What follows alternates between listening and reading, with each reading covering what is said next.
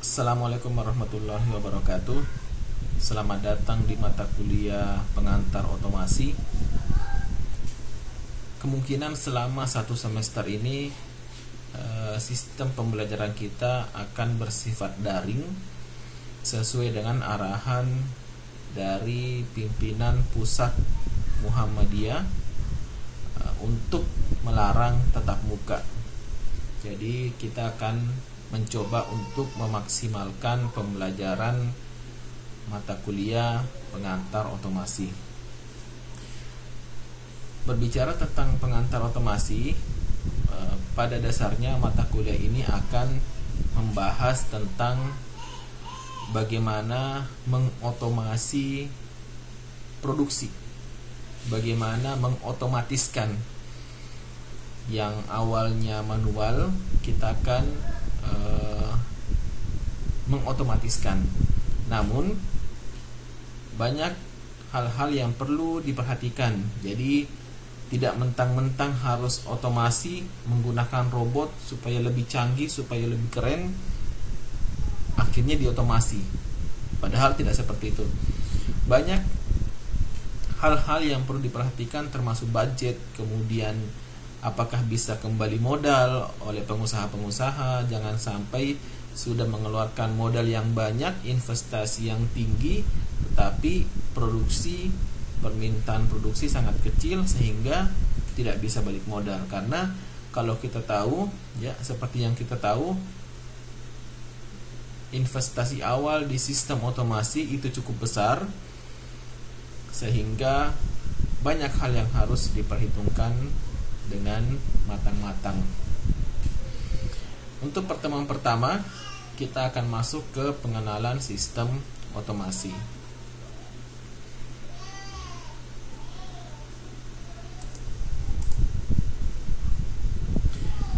Ada dua hal yang akan kita pelajari pada pertemuan kali ini, yaitu sistem produksi. Kita akan mengulas kembali bagaimana sistem produksi, kemudian bagaimana otomasi dalam sistem produksi.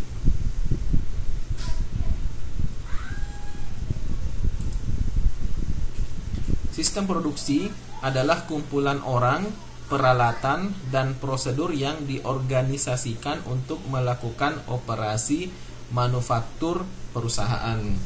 Jadi biasanya dalam manufacturing atau dalam pabrik, ya, kita sering mengenal dengan 4M. Man, kemudian method, machine, dan material. 4M inilah yang digabungkan, diorganisasikan sehingga mampu mengolah bahan mentah menjadi bahan yang dibutuhkan oleh customer. Itulah yang disebut dengan sistem produksi. Jadi terdiri dari orang, peralatan, prosedur, dan satu lagi biasanya kita sebut material. Sistem produksi pada dasarnya ada dua komponen dalam sistem produksi. Yang pertama adalah fasilitas, yang kedua adalah sistem pendukung pembuatan.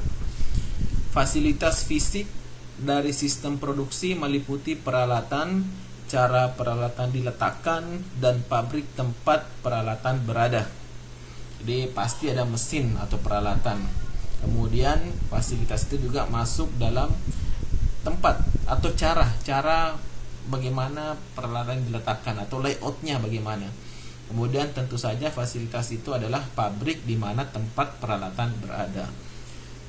Sedangkan untuk sistem pendukung pembuatan, ini adalah prosedur yang digunakan oleh perusahaan untuk mengelola produksi dan untuk memecahkan masalah teknis dan logistik yang dihadapi dalam pemesanan bahan, memindahkan pekerjaan melalui pabrik, dan memastikan bahwa produk memenuhi standar kualitas. Jadi kalau kita berbicara tentang sistem pendukung pembuatan, itu merujuk kepada prosedur atau biasa disebut dengan WI atau Work Instruction, atau biasa juga disebut dengan SOP.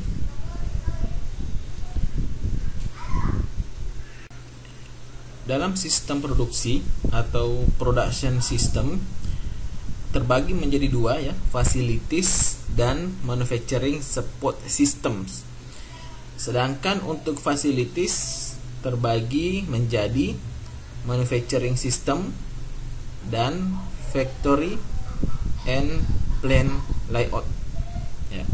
Sedangkan untuk manufacturing support system itu terdiri dari product design, manufacturing planning, manufacturing control, dan business function. Itu adalah pembagian-pembagian dari sistem produksi.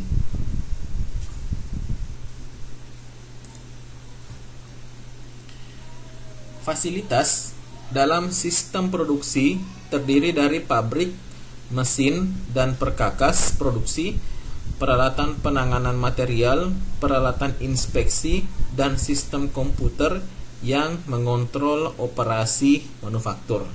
Jadi fasilitas ini pada dasarnya berhubungan langsung dengan produk yang akan diproduksi di sebuah sistem manufacturing.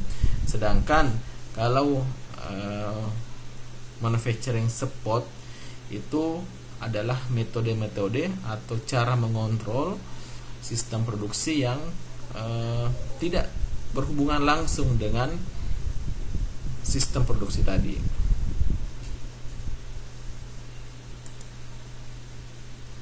Nah, pada dasarnya ada 3 kategori dalam sistem manufacturing.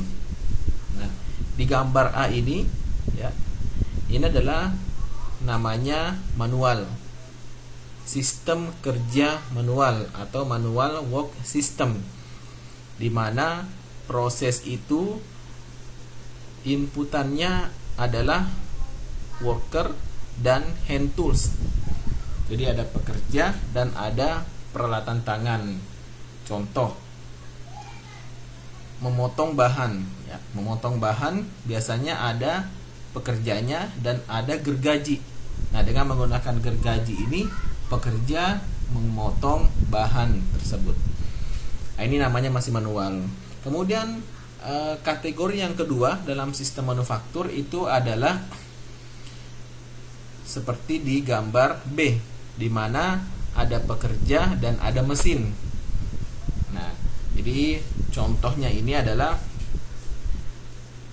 mesin press contohnya. Jadi mesin press, pekerja mengambil bahan yang mau dipres, diletakkan, kemudian tekan tombol, mesin akan mengepres bahan tersebut. Setelah selesai, pekerja akan mengambil bahan tersebut. Itu adalah namanya sistem worker machine system. Ada pekerja, ada mesin ya. Kemudian yang ketiga adalah full automated system, di mana ini adalah sistem yang sudah otomasi. Nah, apa ciri-cirinya kalau sistem sudah otomasi? Nah, biasanya pada dasarnya mesin akan bekerja dengan sendirinya dan pekerja hanya kadang-kadang datang ke mesin tersebut. Apa contohnya? Contoh robot las ya. Pernah tahu ya robot las, di mana konveyor akan jalan. Contohnya yang mau dilas adalah bodi mobil, konveyor jalan, bodi mobil berhenti di depan robot las ya, atau welding robot. Kemudian robot akan mengelas sendiri ya, melakukan pengelasan terhadap bodi mobil tersebut. Setelah selesai, maka konveyor akan berjalan lagi dan bodi mobil yang selanjutnya akan berhenti lagi di depan robot welding. Kemudian robot welding melakukan tugasnya. Nah, di sini tidak ada campur tangan pekerja. Kapan pekerja datang? Apabila contohnya kawat lasnya habis ya, atau ada sesuatu masalah baru datang pekerjanya. Nah, ini contohnya full automated system.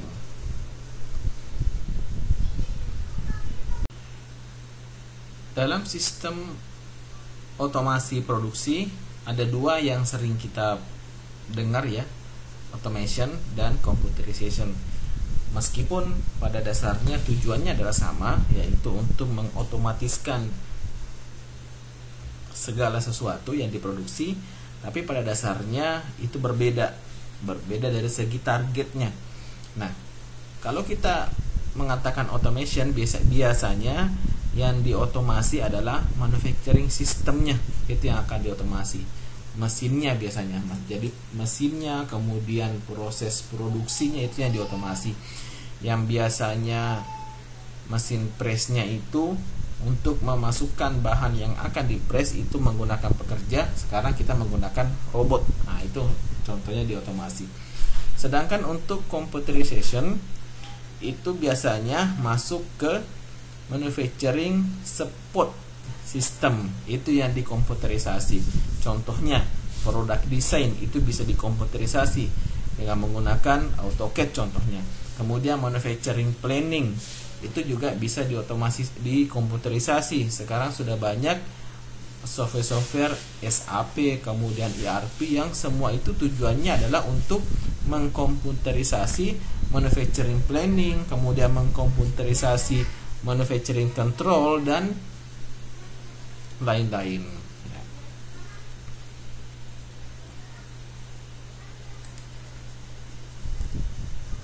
Nah, sistem manufaktur otomatis ini contohnya ya, alat mesin otomatis yang memproses komponen, jalur transfer yang melakukan serangkaian operasi pemesinan, sistem perakitan otomatis. Jadi kalau ada assembly, ada perakitan, itu bisa diotomatiskan. Salah satunya adalah packing otomatis ya.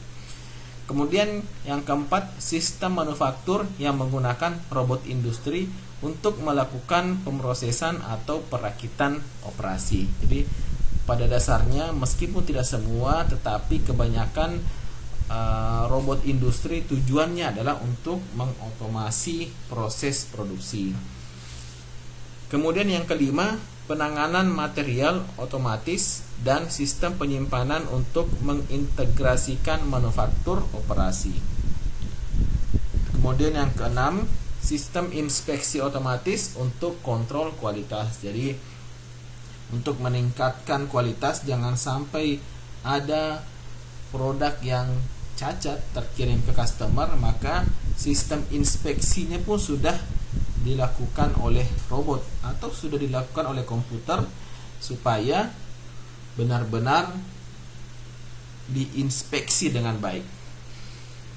Kenapa harus menggunakan robot ya dibandingkan manusia? Apa bedanya? Pada dasarnya robot akan bekerja berdasarkan program yang dibuat, dan robot ini pada dasarnya tidak mengenal kata lelah, tidak mengenal kata capek, kemudian konsisten dalam kerjanya dibandingkan dengan manusia, di mana manusia mungkin pada pagi hari setelah sarapan bekerja ya, setelah sarapan tenaganya masih full, kerjanya pun hasil kerjanya masih bagus, tapi setelah masuk jam-jam 3, jam 4 sore biasanya karena kelelahan, nah sudah tidak konsisten lagi hasil kerjanya. Itu perbandingannya.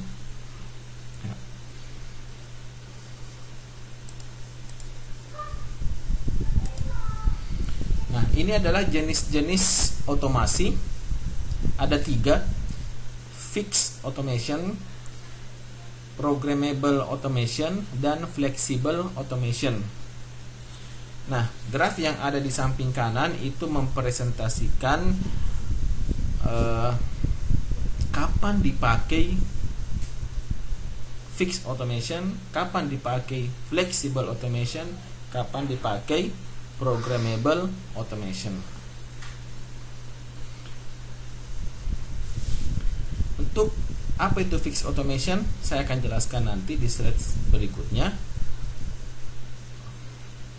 Yang jelas di sini yang horizontal ini adalah production quantity, sedangkan yang vertikal adalah product variety atau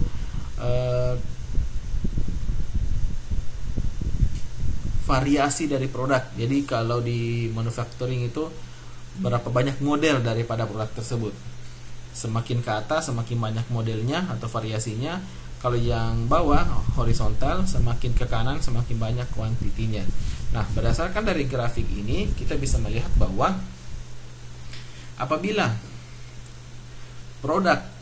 production quantity tinggi, contohnya di sini 1 juta, sementara variasi produknya itu rendah, maka kita menggunakan fixed automation. Apabila quantity productionnya itu adalah 10.000 dengan variasi produk yang menengah, maka kita menggunakan flexible automation. Apabila production quantity-nya rendah, contohnya di sini 100, sedangkan variasi produknya tinggi, maka kita menggunakan programmable automation. Nah, apa itu fixed automation, programmable automation, dan flexible automation? Kita akan bahas di slide selanjutnya. Fixed automation, ciri-cirinya adalah investasi awal yang tinggi untuk peralatan yang dirancang khusus, tingkat produksi yang tinggi, dan tidak fleksibelnya peralatan untuk mengakomodasi variasi produk. Contoh paling simpel adalah conveyor. Ya, conveyor ini biasanya parameternya adalah berapa lebar conveyor. Biasanya lebar conveyor contoh adalah 20 cm. Apabila kita mengatakan fixed automation, nah berarti lebar conveyor ini sudah fix 20 cm, tidak bisa dirubah. Nah, berarti apabila conveyornya 20 cm, maka sistem otomasi ini hanya bisa dilewatin atau memproses benda kerja yang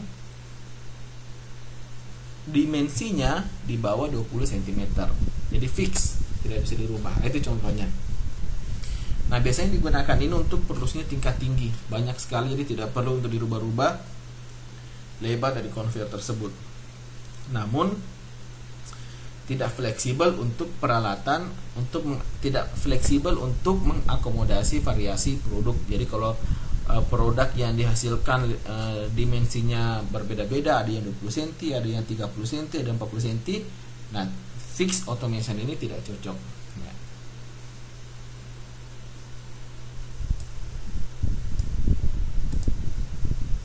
Kemudian yang kedua, programmable automation, ciri-cirinya investasi tinggi dalam peralatan keperluan umum, tingkat produksi lebih rendah daripada otomatisasi tetap, fleksibilitas untuk menangani variasi dan perubahan dalam konfigurasi produk, dan kecocokan tinggi untuk produksi batch.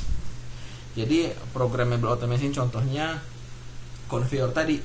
Kalau fixed automation berarti lebar conveyornya fix, tidak bisa dirubah. Tapi kalau programmable, nah lebar conveyor ini bisa dirubah-rubah berdasarkan dengan program yang dimasukkan. Nah, itu bedanya. Jadi kalau produksinya dimensi produksinya adalah 20 cm, kita setting conveyornya menjadi lebarnya 20 cm.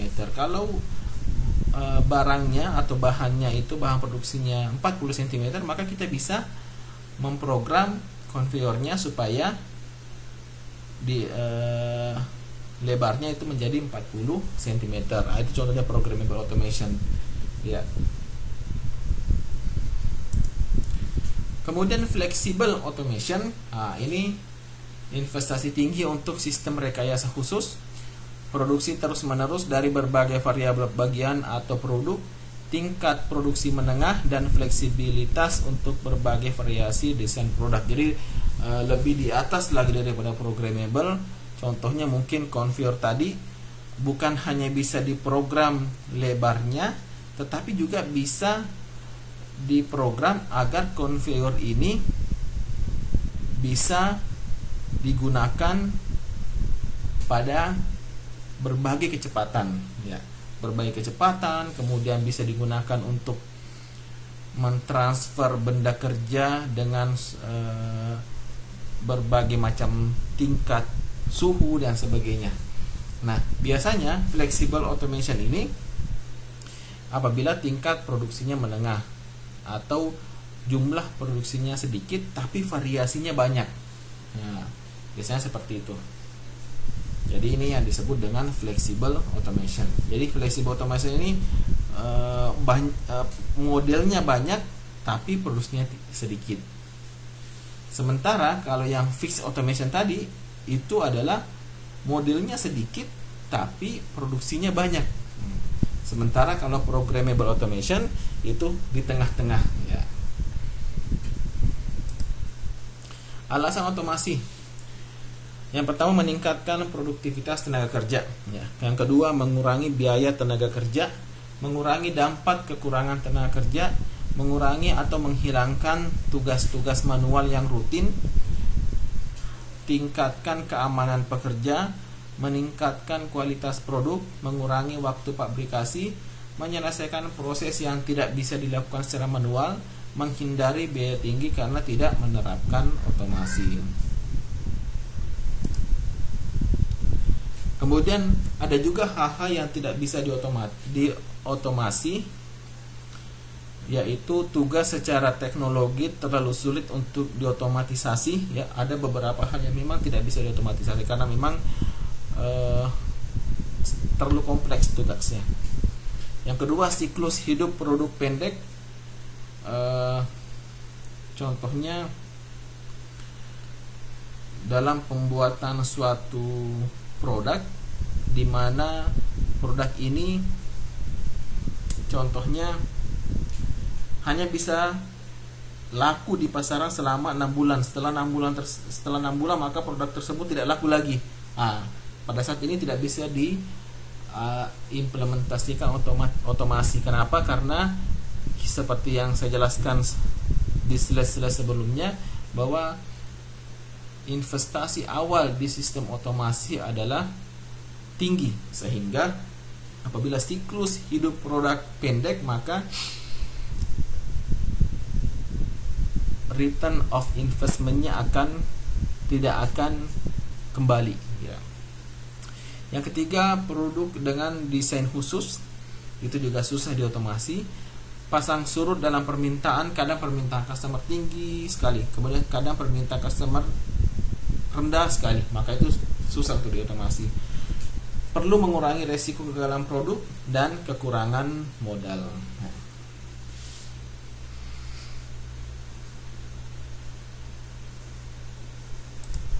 Ya, sampai di sini materi untuk pengenalan sistem otomasi di manufacturing.